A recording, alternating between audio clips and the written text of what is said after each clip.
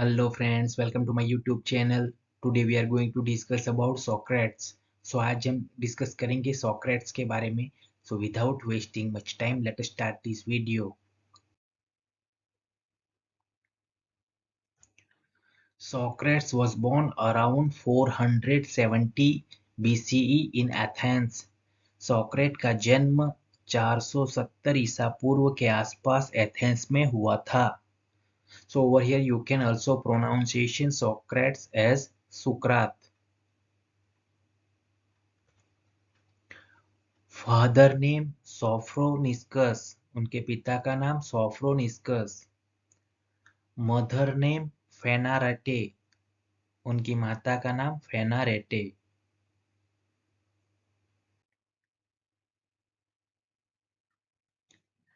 Socrates is considered a foundational figure in Western philosophy.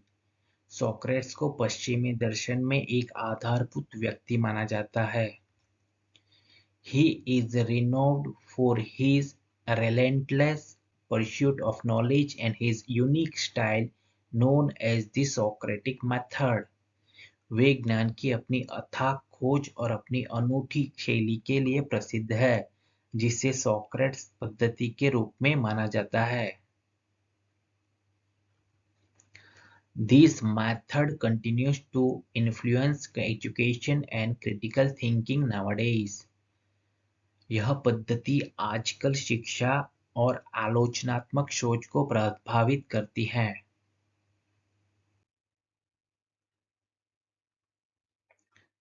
Socrates famously said, "The unexamined life is not worth living," emphasizing the importance of introspection. Socrates ने आत्मनिरीक्षण के महत्व पर जोर देते हुए कहा था, बिना जांचे परखे जीवन जीने लायक नहीं है. He always believed that true wisdom lies in acknowledging one's own ignorance. उनका हमेशा मानना था कि सच्चा ज्ञान व्यक्ति की अपनी अज्ञानता को स्वीकार करने में ही निहित है. His famous quote, "I know that I know nothing," उनका प्रसिद्ध कथन, मैं जानता हूं कि मैं कुछ नहीं जानता.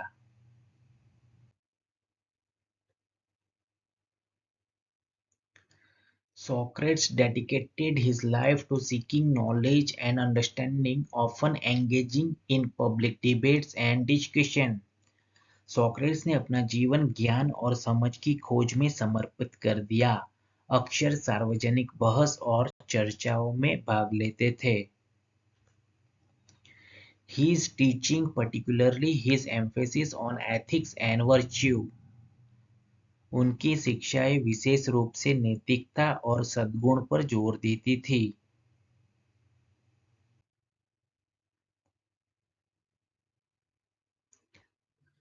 Socrates did not charge his students for his teaching. Socrates अपने विद्यार्थियों से शिक्षा के लिए कोई शुल्क नहीं लेते थे.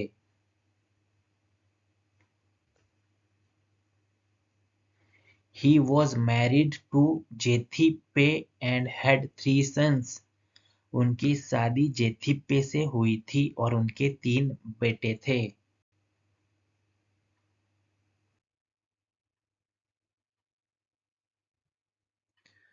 Socratic method involved asking a series of questions to lead individuals toward a deeper understanding of a concept. Socrates पद्धति में किसी व्यक्ति को किसी अवधारणा की गहरी समझ की ओर ले जाने के लिए कई प्रश्न पूछे जाते थे. He challenged conventional wisdom and encouraged people to question their own beliefs and assumptions. उन्होंने पारंपरिक ज्ञान को चुनौती दी और लोगों को अपनी मान्यताओं और मान्यताओं पर सवाल उठाने के लिए प्रोत्साहित किया.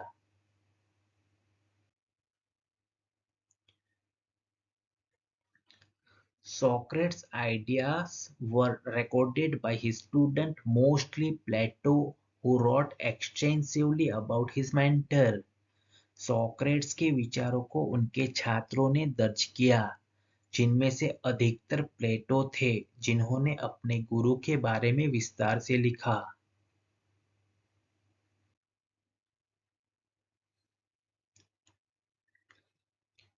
At his trial, Socrates suggested that the city should pay him a wage and honor him for his contribution.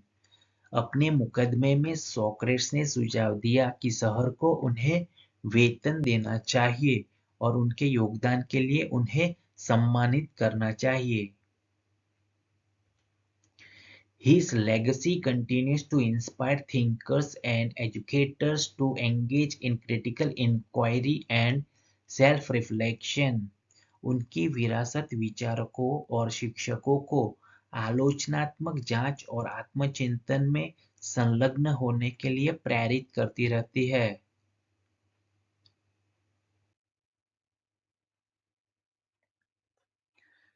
The Socratic method continues to be used in classroom and legal setting to promote critical thinking and problem solving. आलोचनात्मक सोच और समस्या समाधान को बढ़ावा देने के लिए कक्षाओं और कानूनी सेटिंग में सोक्रेट पद्धति का उपयोग जारी है। His philosophical contributions have had a profound impact on Western thought and culture. उनके दार्शनिक योगदान का पश्चिमी विचार और संस्कृति पर गहरा प्रभाव पड़ा है।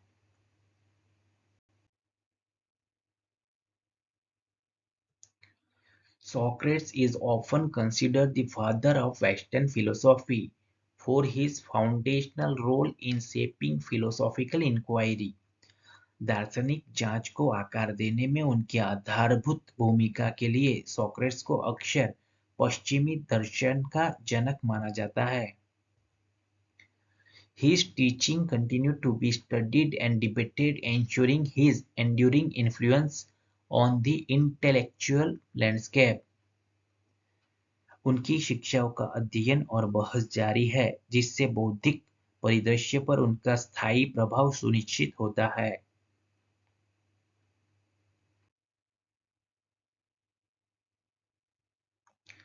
Socrates was accused of corrupting the youth and impiety, leading to his trial and execution in 399 BCE.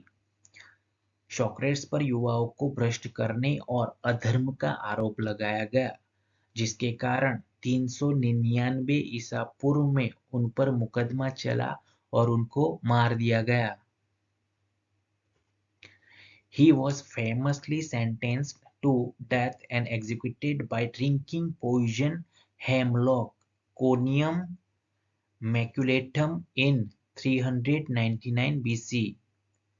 उन्हें 399 ईसा पूर्व में मौत की सजा सुनाई गई और जहर हेमलॉक यानी कि कोनियम मैक्युलेटम पिलाकर मार डाल दिया गया।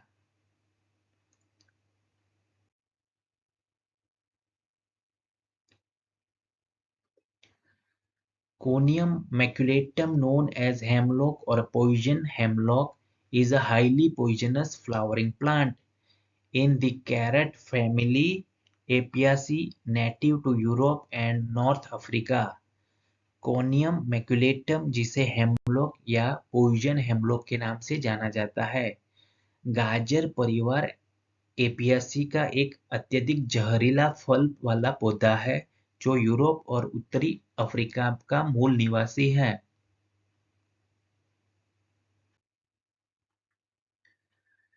Please like, comment, share and subscribe to my channel. Thank you.